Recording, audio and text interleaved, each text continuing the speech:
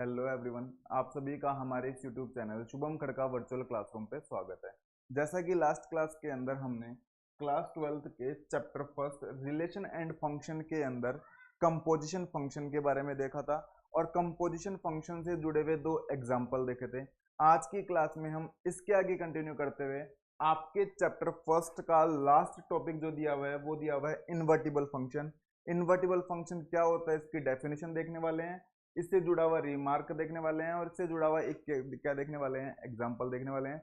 ये composition function और invertible functions के टाइप्स हैं और ये इंपॉर्टेंट फंक्शंस हैं।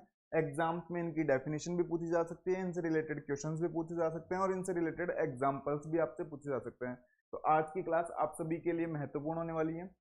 आप सभी इस क्लास के लिंक को अपने फ्रेंड्स के साथ शेयर करें ताकि उनको भी इसका क्या मिल सके, बेनिफिट मिल सके।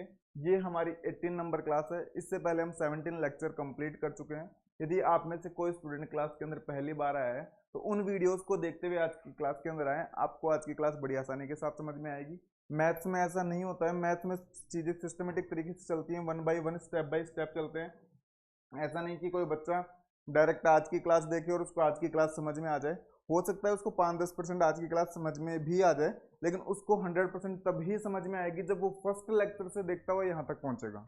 ठीक है ना भाई। मैथ्स में ऐसा बिल्कुल नहीं है कि आप जहां से पढ़ना शुरू करो वहां से समझ में आ जाए, क्योंकि इसका मतलब है इन्वर्टिबल फंक्शन। ये फंक्शन का एक टाइप है।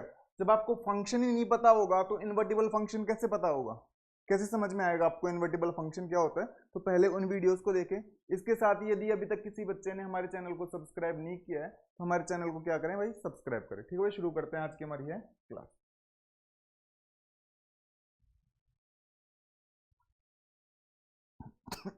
देखो भाई, ये आपका चैप्टर फर्स्ट है ही, रिलेशन एंड फंक्शन। ये कंपोजिशन ऑफ फंक्शन के बारे में मैंने आपको कल बताया था, मैं एक बार फिर रिवाइज करवा देता हूं।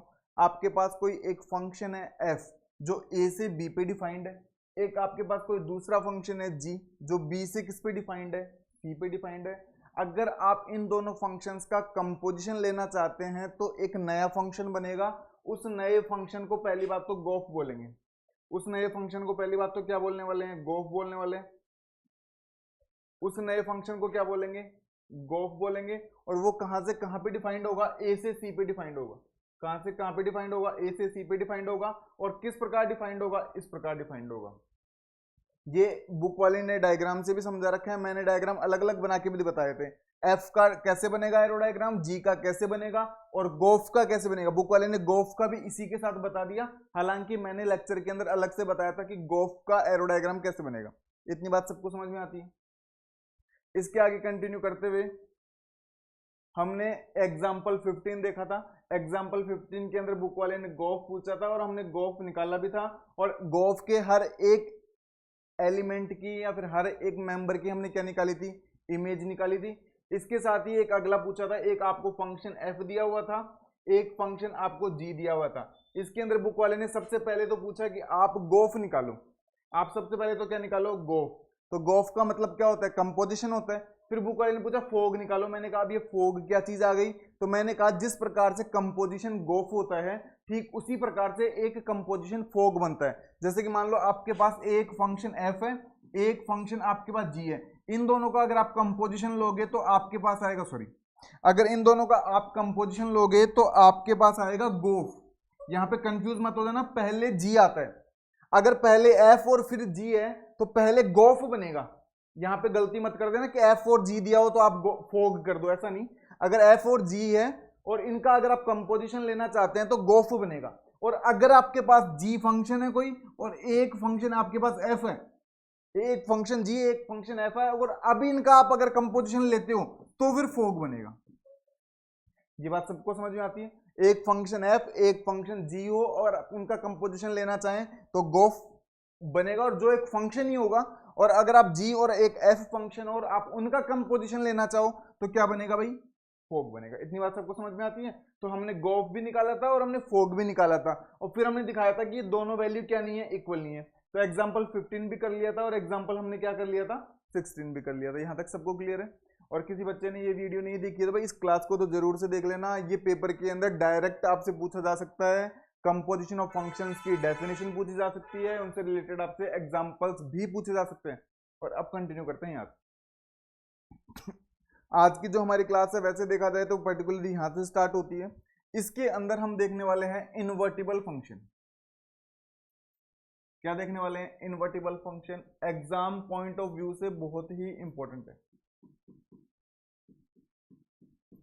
कंपोजिशन फंक्शन और इनवर्टिबल फंक्शन दोनों के आप स्टार लगाओ। पहले तो इनकी डेफिनेशन देखते हैं।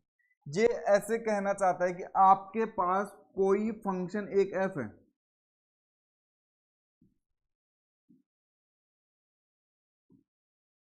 कोई फंक्शन आपके पास एफ है जो एक्स सेट से वाई के ऊपर डिफाइन है, यानी कि इस फंक्शन का डोमेन एक्स है और इस फंक्शन का कोडोमेन वाई है। अब एक्स सेट के अंदर कौन से एलिमेंट है, वाई सेट के अंदर कौन से एलिमेंट है, वो हमें नहीं पता, वो कोई एग्जांपल होगा उसके अंदर देख लेंगे उसके अकॉर्डिंग। बुक वाला कहना चाहता है कि ये फंक्शन इनवर्टिबल फंक्शन कहलाएगा। ये फंक्शन इनवर्टिबल फंक्शन कहलाएगा कब? ये फंक्शन f हमारा इनवर्टिबल फंक्शन कहलाएगा। कब कहलाएगा इनवर्टिबल फंक्शन? यदि हमें कोई फंक्शन, एक ऐसा फंक्शन मिले g, हमें एक ऐसा फंक्शन g मिले, पहली बात तो वो y से किसके ऊपर डिफाइंड हो? x के ऊपर। ठीक इसका इनवर्स, अगर f फंक्शन x से y के ऊपर डिफाइंड है तो हमें एक फंक्शन g ऐसा मिलना चाहिए जो y से किसके ऊपर डिफाइंड हो? x के ऊपर डिफाइंड हो। साथ ही साथ अगर आप इन दोनों का कंपोजिशन निकालें, किसका? g और f का, तो एक कंपोजिशन तो इनका गोफ निकल सकता है और एक कंपोजिशन इनका फोग निकल सकता है। दो ही प्रकार के कंपोजिशन निकल सकते हैं। तो एक कंपोजिशन इनका गोफ निकल सकता है, एक कंपोजिशन इनका क्या निकल सकता है? फोग। तो ये जो गोफ वाला कंपोजिशन है ना, ये तो आइडेंटिटी फंक्शन के इक्वल आना चाहिए। आईएक्स का मतलब होता है आइडेंटिटी फंक्शन। मैं समझाऊंगा अभी आइडेंटिटी फंक्शन क्या होता है, रुक जाओ। और फोग भी किसके इक्वल आना चाहिए? आइडेंटिटी फंक्शन के equal.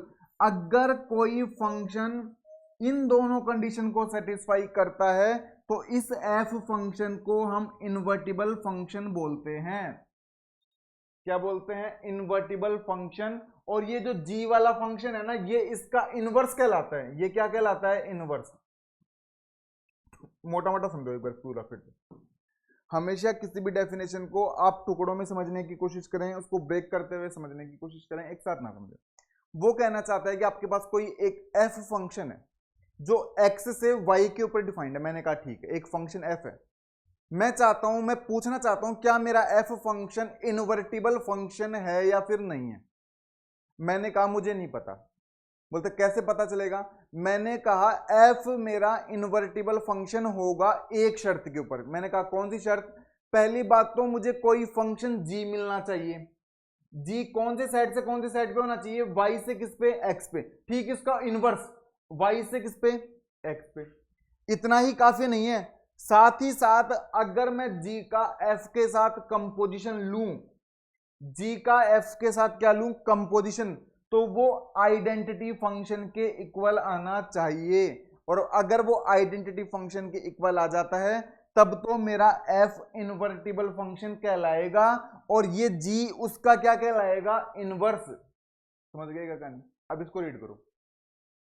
A function f is defined to be invertible. Invertible कहलाएगा if there exist a function. हमें एक फंक्शन मिले, किस प्रकार का? इस प्रकार का।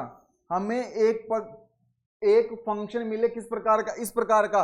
सच डेट, आगे वो कौन सी कंडीशन को सेटिस्फाई करे? एक तो इस कंडीशन को सेटिस्फाई करे और एक इस कंडीशन को क्या करे? सेटिस्फाई।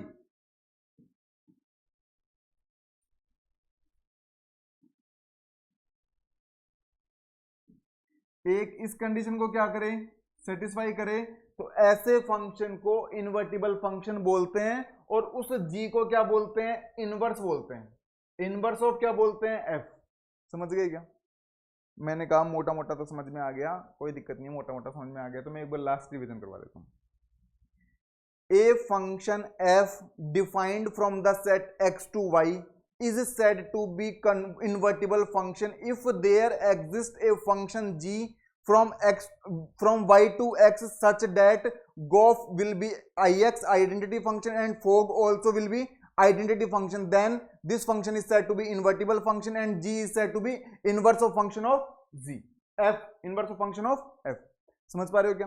यानी कि आपके पास कोई फंक्शन f है जो x से y के ऊपर डिफाइंड है, ये फंक्शन इन्वर्टिबल फंक्शन कहलाएगा कब? जब हमें कोई दूसरा फंक्शन g इस प्रकार का मिले जो y से x के ऊपर डिफाइंड हो, साथ ही साथ वो इन दोनों कंडीशन को भी क्या करता हो, सेटिस्फाई करता हो, तो इस f को इन्वर्टिबल फंक्शन बोलेंगे और इस g फंक्शन को इस f का क्या बोलेंगे, इनवर्स बोलेंगे। आगे वो कहना चाहता है कि इनवर्स को f इनवर्स से रिप्रेजेंट करेंगे, मतलब ये जो g वाला फंक्शन है ना, इसको कभी कभी या फिर हर बार हम क्या बोल सकते हैं, f इनवर्स। इसका दूसरा नाम क्या हो गया, f इनवर्स, क्योंकि इनवर्स ही है तो g नाम देके इसको क्या नाम दे दिया जाता है, f इनवर्स। समझ गए क्या? मैंने कहा समझ में आ गया। बस एक ये बात समझ में नहीं आई कि gof is equal to I X और fog is equal to I Y, बोलते ये बात समझ में नहीं आई। मैंने कहा ये बात और समझाती हूं आपको। आइडेंटिटी फंक्शन क्या होता है ये बात पता है क्या? आइडेंटिटी फंक्शन, आइडेंटिटी फंक्शन क्या होता है आपको याद आ रहा है क्या? क्लास 11th के चैप्टर 2 रिलेशन एंड फंक्शन के अंदर फंक्शंस के कुछ टाइप्स दिए हुए हैं, जिनमें एक टाइप दिया हुआ है आइडेंटिटी फंक्शन, सेकंड टाइप दिया हुआ है कांस्टेंट फंक्शन, थर्ड टाइप दिया हुआ है पॉलिनोमियल फंक्शन, फोर्थ टाइप दिया हुआ है greatest integer function, fifth type दिया हुआ है मॉड्यूलस फंक्शन और सिक्स्थ टाइप दिया हुआ है सिग्नम फंक्शन। इन 6 टाइप के अंदर आपकी बुक के अंदर फर्स्ट जो टाइप है वो आइडेंटिटी फंक्शन है।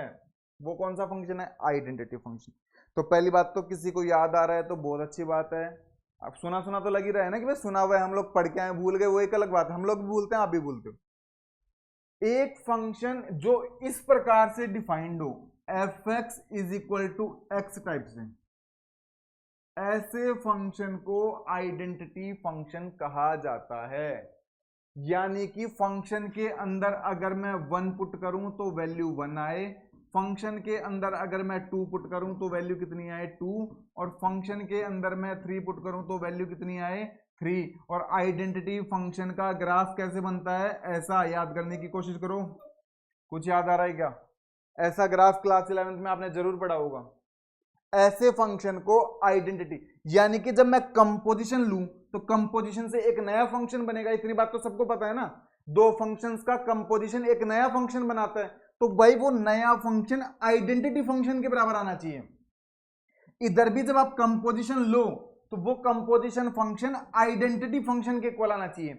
अब बात आती है कि आई के नीचे एक्स क्यों लिखा है, तो मैंने कहा अब जैसे ये एक्स का फंक्शन है और इधर ऐसे वाई कर दें तो ये y का फंक्शन हो गया, उससे क्या फर्क पड़ता है? तो आई एक्स मतलब आई एक्स के वेरिएबल्स के रूप में आए और y का मतलब y के वेरिएबल्स के रूप में आए, उससे क्या फर्क पड़ता है?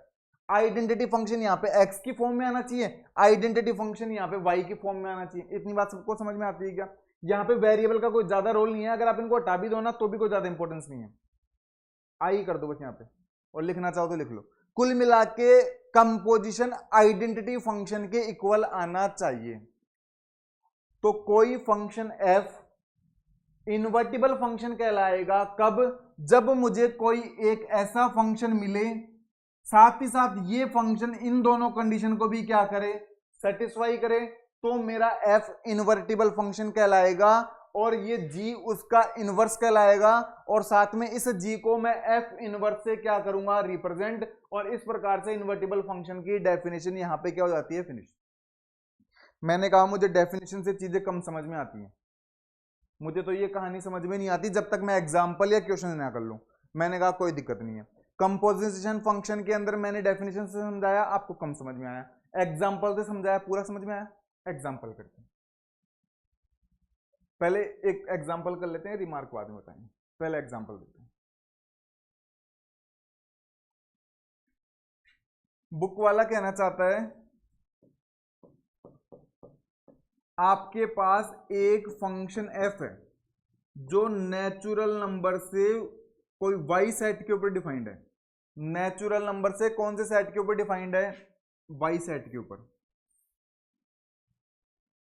नेचुरल नंबर के सेट से वाई सेट के ऊपर डिफाइंड है। मैंने कहा किस प्रकार से डिफाइंड है, तो बुक वाले ने लिख दिया इस प्रकार से डिफाइंड है। अगर आप फंक्शन के अंदर x डालते हो तो वैल्यू कितनी आती है, 4x प्लस, मैंने कहा इस प्रकार से डिफाइंड है। मैंने कहा बहुत अच्छी बात। बुक वाला आगे क्या कहना चाहता है, show that f is invertible. Book वाला पूछना चाहता है कि क्या आपका f इनवर्टिबल है या नहीं है। मैंने कहा मुझे पता कैसे चलेगा कि मेरा f इनवर्टिबल है या नहीं है। मैंने कहा डेफिनेशन अब भी पढ़ के आए हैं। पहले तो डेफिनेशन बोलती है कि आपको एक g फंक्शन ढूंढना होगा, ये n से y के ऊपर है ना, तो y से n के ऊपर आपको एक फंक्शन पहले तो ढूंढना होगा। इतना काम करने के बाद आपको इन दोनों फंक्शन का कंपोजिशन निकालना होगा, g का और f का, वो आइडेंटिटी फंक्शन के इक्वल आना चाहिए। मैंने कहा तीसरा काम मुझे क्या करना होगा, आपको f और g का कंपोजिशन निकालना होगा, वो भी मेरा आइडेंटिटी फंक्शन के इक्वल आना चाहिए। अगर मैं ये 3 स्टेप कर पाता हूं, 3 स्टेप प्रूफ कर पाता हूं, तब तो मेरा f इनवर्टिबल बन जाएगा। और बाद में पूछा इसका इनवर्स भी बताओ, मैंने कहा जो g फंक्शन बनेगा ना वही उसका क्या बनेगा, इनवर्स भी बन जाएगा। जो g फंक्शन होगा वही क्या बन जाएगा, इनवर्स बन जाएगा। इतनी बात सबको समझ में आती है। तो बुक वाला पूछना चाहता है पहले आपका f इन्वर्टिबल है नहीं है। मैंने कहा इन्वर्टिबल के लिए पहले मेरे को नया फंक्शन ढूंढना होगा, नया फंक्शन ढूंढने के बाद इन दोनों कंडीशन को सेटिस्फाई करवाना होगा। अगर ये तीनों काम करवा पाता हूं तो f मेरा इन्वर्टिबल बन जाएगा। और साथ में इनवर्स और पूछा, तो जो g फंक्शन बनेगा ना वही मेरा क्या बनेगा, इनवर्स बनेगा। मैंने कहा बहुत अच्छी बात। बोलता है कि नया फंक्शन कैसे ढूंढोगे, मैंने कहा मैं तरीका बताता हूं। नया फंक्शन ढूंढने के लिए अपन एक काम करते हैं, fx को क्या मैं y लिख सकता हूं क्या, मैंने कहा बिल्कुल लिख सकते हो, क्योंकि fx मेरा y के इक्वल होता है नहीं होता, ये बात मैं बहुत बार बता चुका। क्या मेरा fx y के इक्वल होता है नहीं होता, होता है, ये बात मैं बहुत बार बता चुका। क्या इसको ऐसे लिखा जा सकता है, यहां पे fx is equal to y कर लो,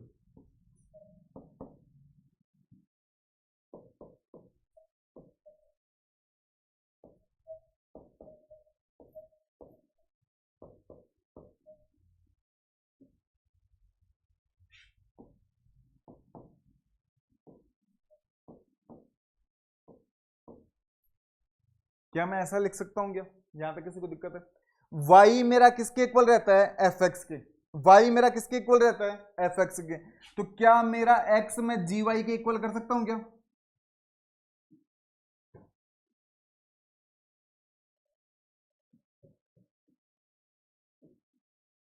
एक मिनट रुको,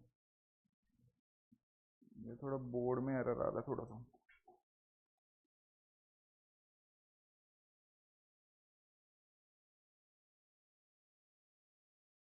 इधर देखो, क्या मेरा x y जो रहता है वो fx के इक्वल रहता है, तो क्या मैं x को gy के इक्वल लिख सकता हूं क्या, gy के, क्योंकि y किसके इक्वल, fx के, तो x मैंने मान लिया किसके इक्वल, gy के, और gy मेरा कितना आ गया, y माइनस 3 अपॉन,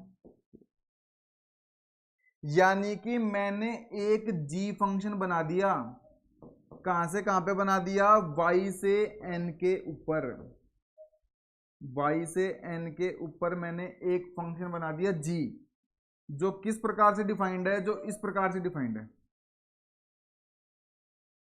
देख लो।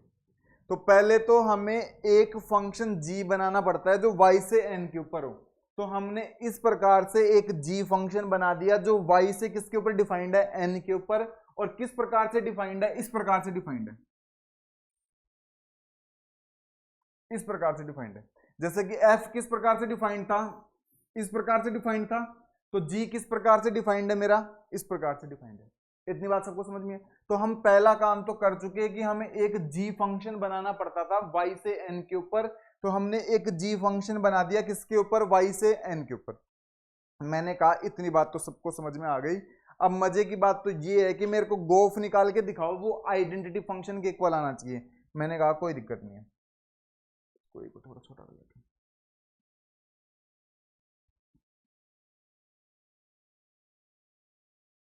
एक मिनट रुको।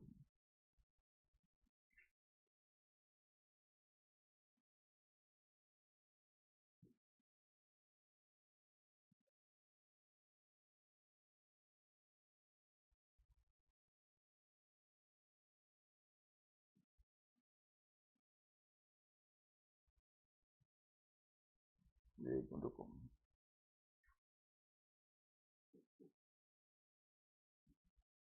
ये थोड़ा बोर्ड हैंग हो रहा है।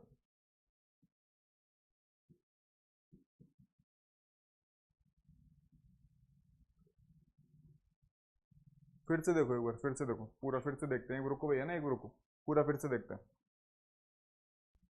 इधर देखो भाई, ये थोड़ा बोर्ड क्या है कि टेक्निकल एरर आ रहा है इसमें, थोड़ा हैंग कर रहा है ना, लैग आ रहा है थोड़ा बीच में। तो फिर से देख लो एक बार। हम देख रहे थे कि हमारा कोई फंक्शन एफ इन्वर्टिबल है या नहीं, वो ये पूछना चाहता है। तो मैंने कहा इन्वर्टिबल होने के लिए पहले हमें एक जी फंक्शन देखना होगा जो वाई से किस पे होना चाहिए, एन पे। ठीक, इसका इनवर्स वाई से किस पे, एन पे। साथ ही फिर हमें गोफ निकालना होगा और फोग निकालना होगा। वो दोनों आइडेंटिटी फंक्शन के इक्वल आनी चाहिए। अगर ये तीनों कंडीशन सेटिस्फाई हो जाएंगी तो मेरा एफ क्या हो जाएगा, इन्वर्टिबल। मैंने कहा इन्वर्टिबल निकालने के लिए क्या करोगे, एफ एक्स को क्या मैं वाई के इक्वल मान सकता हूं क्या? मैंने कहा बिल्कुल मान सकते हो। तो F Y is equal to 4x+3, transfer किया वाई माइनस 3 4x, और यहां से x की वैल्यू आ गई है, x की वैल्यू आ गई है। मैंने कहा जैसे यहां पे मेरा एफ एक्स किसके इक्वल होता है, वाई के इक्वल होता है, नहीं होता? एफ एक्स मेरा वाई के इक्वल होता है, तो क्या मैं x को मेरे जी वाई के इक्वल नहीं मान सकता क्या? मैंने कहा x को बिल्कुल जी वाई के इक्वल माना जा सकता है। और जी वाई मेरा कितना आ गया, वाई माइनस 3/4। तो मेरा g एक फंक्शन बन गया y से किसके ऊपर, n के ऊपर, और जो किस प्रकार से डिफाइंड है, इस प्रकार से डिफाइंड है।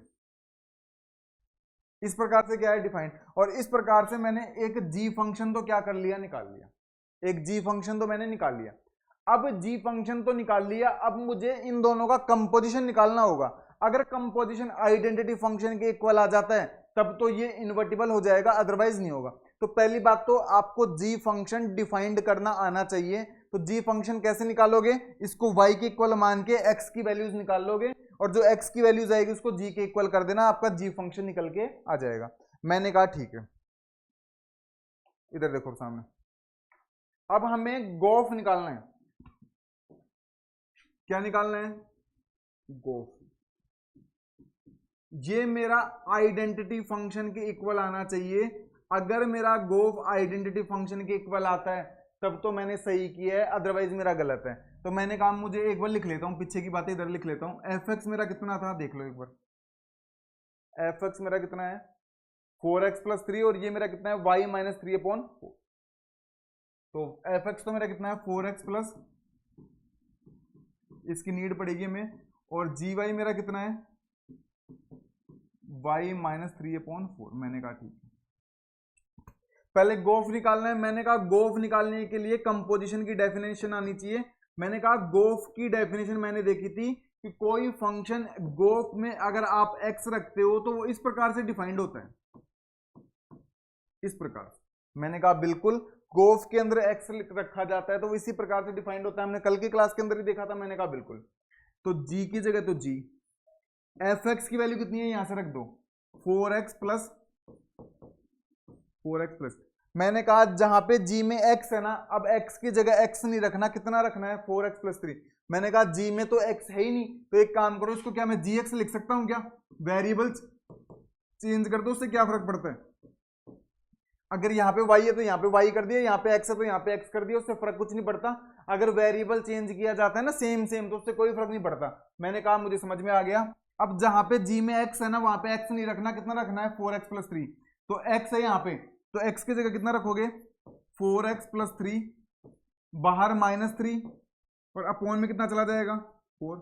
और इसको सोल्व कर लो, 4x+3 -3/4, 3 से 3 गया तो 4x/4, और 4 से 4 गया तो कितना आ गया, x। इसका मतलब मेरा गोफ ऑफ x किसके इक्वल आ रहा है, x के। मेरा गोफ ऑफ x किसके इक्वल आ रहा है, x के। यानी कि आइडेंटिटी फंक्शन के अंदर x रख रहा हूं तो मुझे क्या मिल रहा है, x रखने पे मुझे कितना मिल रहा है, x। और यही डेफिनेशन किसकी हुआ करती है, आइडेंटिटी फंक्शन की। इसका मतलब मुझे मेरा गोफ किसके इक्वल आ रहा है, i ऑफ x के। गोफ मेरा किसके इक्वल आ रहा है, यहाँ पे x है तो इसलिए मैंने x कर दिया, यहाँ पे y होता तो मैं यहाँ पे क्या कर देता, y कर देता। मतलब मेरा गोफ ऑफ x किसके इक्वल आ रहा है, x के। तो दूसरा काम क्या मुझे यही करना था, क्या दूसरा काम मुझे यही करना था क्या, गोफ मेरा किसके इक्वल लेके आना था, ix के। तो पहले तो हम पहला काम कर चुके, g फंक्शन बना चुके और दूसरा काम कर चुके गोफ। अब मुझे फोग निकालना होगा और वो किसके इक्वल आना चाहिए, iy के। मैंने कहा चलते गोफ का काम तो हो गया, मैंने कहा बिल्कुल हो गया गोफ का काम। तो अब काम है किसका, फोग का। मैंने कहा फोग निकालते हैं। फोग निकालना है मुझे, F O G of Y लिख लेते हैं, क्यों आई वाई लाना है वहां पे, तो यहां पे क्या ले लेते हैं, वाई। तो क्या मैं इसको ऐसे लिख सकता हूं, क्या एफ जी ऑफ वाई क्या इसी प्रकार से डिफाइंड होता है। मैंने कहा कंपोजिशन के अंदर ये बात मैं देख चुका।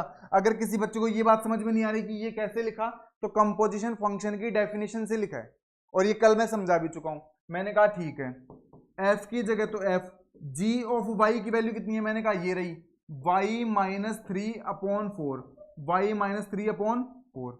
मैंने कहा जहां पे एफ में वाई है ना, इस बार वाई की जगह मेरे को वाई माइनस 3/4 रखना होगा। मैंने कहा एफ में तो वाई है ही नहीं, एफ में तो एक्स है। मैंने कहा कोई दिक्कत नहीं है, एक्स है तो इसको ऐसे लिखने में कहां दिक्कत है हमारे, इसको ऐसे भी तो लिखा जा सकता है।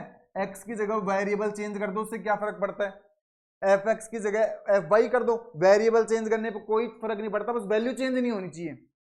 अब एक्स की जगह 1 रखने पे इसमें रखोगे और वाई की जगह 1 रखोगे तो वही बात है, वेरिएबल अगर सेम चेंज कर रहे हो तो कोई फर्क नहीं पड़ता। मैंने कहा वाई की जगह कितना रखना होगा, वाई माइनस 3/4। तो ठीक है, 4 की जगह तो आ जाएगा 4, फिर मल्टीप्लाई में वाई था तो इस बार वाई ना रख के कितना रखेंगे, वाई माइनस 3/4 और प्लस 3 का प्लस 3। मैंने कहा ठीक है, 4 से 4 क्या हो जाएगा, कैंसिल। तो मैंने कहा कितना बचेगा, वाई माइनस 3 और प्लस का 3, 3 से 3 क्या हो गया, कैंसिल। मैंने कहा कितना आ रहा है, वाई। इसका मतलब F O G of Y कितना आ रहा है, वाई। यानी कि मैं फंक्शन के अंदर कंपोजिशन वाले फंक्शन में वाई रख रहा हूं तो कितना उत्तर आ रहा है, वाई। तो इसका मतलब आइडेंटिटी फंक्शन है, सेम वैल्यू रखने पे सेम आंसर आता है, तो मतलब आइडेंटिटी फंक्शन है। इसका मतलब एफ ओ जी मेरा किसके इक्वल आया, आई ऑफ वाई के,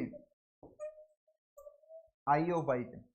आपको अगर ये बात समझ में नहीं आई कि हमने x के जगह y क्यों रखा, यहां पे y की जगह x क्यों रखा, अगर आप y x में उत्तर निकाल लेते तो भी कोई फर्क नहीं पड़ता।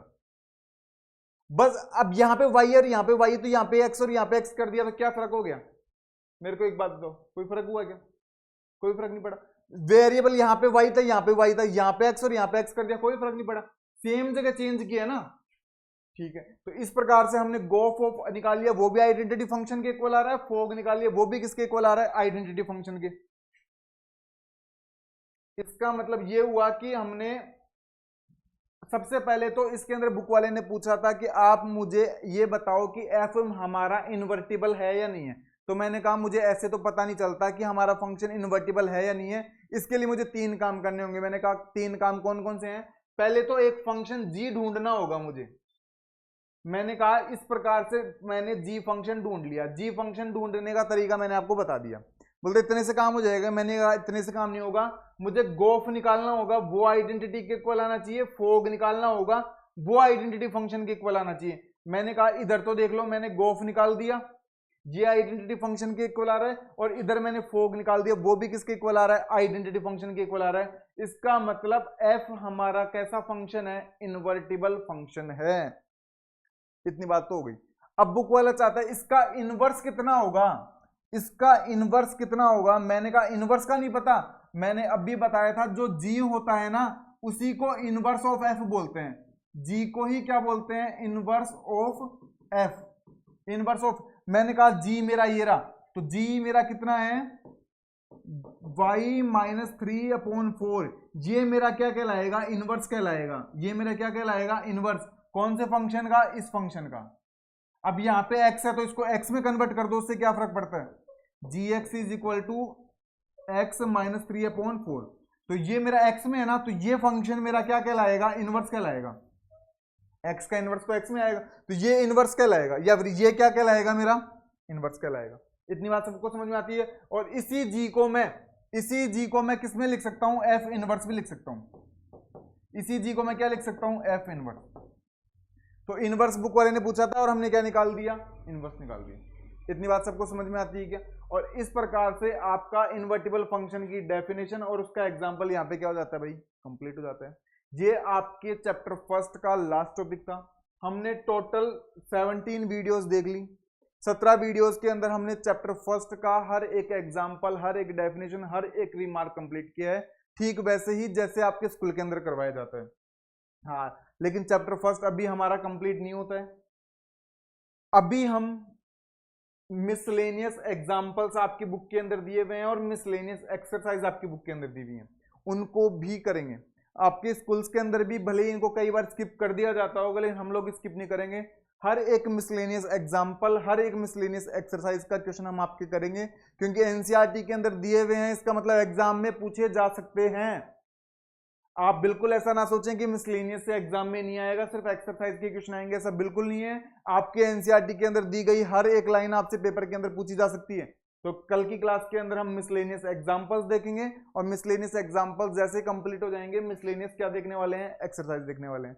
तो मैं उम्मीद करता हूं कि भाई आपको कंपोजिशन ऑफ फंक्शंस की डेफिनेशन समझ में आई होगी, और साथ में आपको इन्वर्टिबल फंक्शन क्या होता है ये भी आपको क्या आया होगा, समझ में आया होगा। फिर भी यदि किसी बच्चे को समझ में नहीं आया है, किसी प्रकार का डाउट आता है, तो कमेंट बॉक्स में आप हमसे जरूर पूछें। जब तक आप हमसे पूछेंगे नहीं, हमें पता नहीं लगेगा, और हम आगे कंटिन्यू करते रहेंगे, हम रुकेंगे नहीं। आप हमसे पूछें, हम आपको अगर फिर नहीं बताते हैं तो फिर हमारी मिस्टेक है ना। आप हमसे पूछें भाई एक बार, है ना। इसी के साथ ही आज की हमारी यह क्लास यहाँ पे फिनिश होती है। अभी तक किसी बच्चे ने हमारे चैनल को सब्सक्राइब नहीं किया है तो हमारे चैनल को सब्सक्राइब करें। अगर आपको लगता है कि हमारा कंटेंट आपके लिए यूजफुल है तो हमारी वीडियोस को लाइक करें, कमेंट करें, और अपने फ्रेंड्स के पास मैक्सिमम शेयर करने की क्या करें, कोशिश करें, जिससे हमारा मोटिवेशन बना रहे, और इसी प्रकार लास्ट तक हमारी वीडियोस के साथ बने रहें। आप सभी छोटे भाई बहनों का धन्यवाद। Thank you.